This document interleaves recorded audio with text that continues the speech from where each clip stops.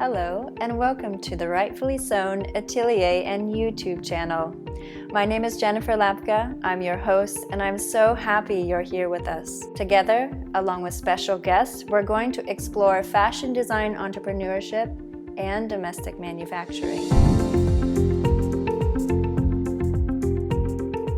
Today we're going to learn about how to approach a retailer. There are many ways to connect your brand to consumers, including online sales, licensing deals, pop-up shops, and wholesaling to retailers. How do you go about the latter?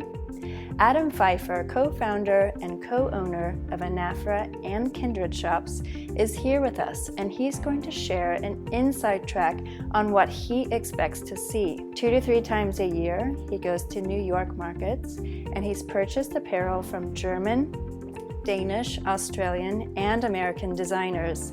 Let's learn with Adam.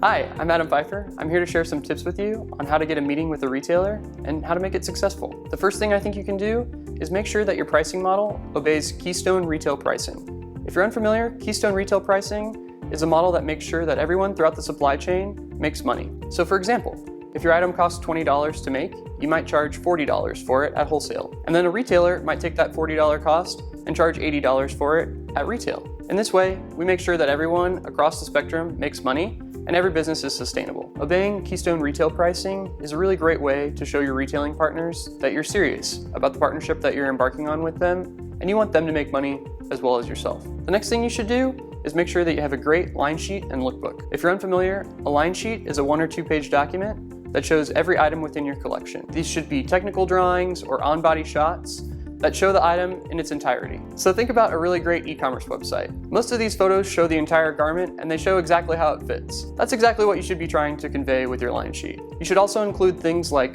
wholesale and retail price, fabric content, size structure, and color. That way the retailer can understand exactly what they're buying and how many they might want to buy. The other thing you want to include is a lookbook. A lookbook is a more pictorial image of your brand. So it's really where you get to be creative and fun, and you get to show exactly what this collection means to you. Lookbooks will change over the seasons and they'll have thematic elements and things like that. So this is where you get to kind of push exactly what's inspiring you with this collection and show the brand exactly what you're thinking for this collection as well. After you've prepared your line sheet and lookbook and you make sure that your pricing's right, I would identify some brands and boutiques that work well for you. Think about people that you'd like to represent your brand and people that you'd like to have long-term partnerships with. Then you'll want to reach out to them. These can be really aspirational people. It's good to have some realistic ones in there as well. Try and find the best method of contact. Some people will prefer phone calls, others might prefer emails or Instagram. When you do your initial outreach, make sure that you have your line sheet, your lookbook, and then some links to social media and your website as well. Give the brand as much opportunity to reach out to you as they can, and give them as much information on you as you possibly can as well. In your initial point of contact with these retailers, it's also good to have an ask. So think about what exactly you might want from them. Would you like them to take your goods on consignment? Would you like them to buy at wholesale?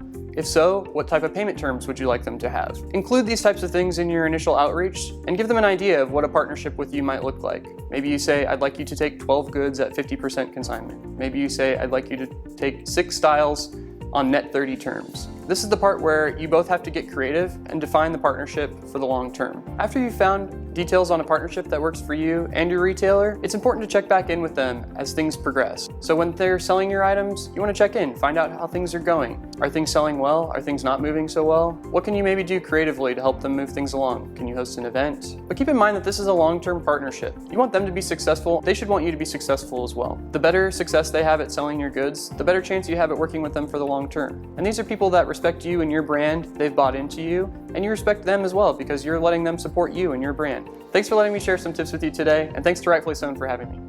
Thank you so much, Adam, for sharing your time and expertise with us, and to you, our viewers at home, for joining us. If you find this content valuable, please click subscribe so you don't miss a beat.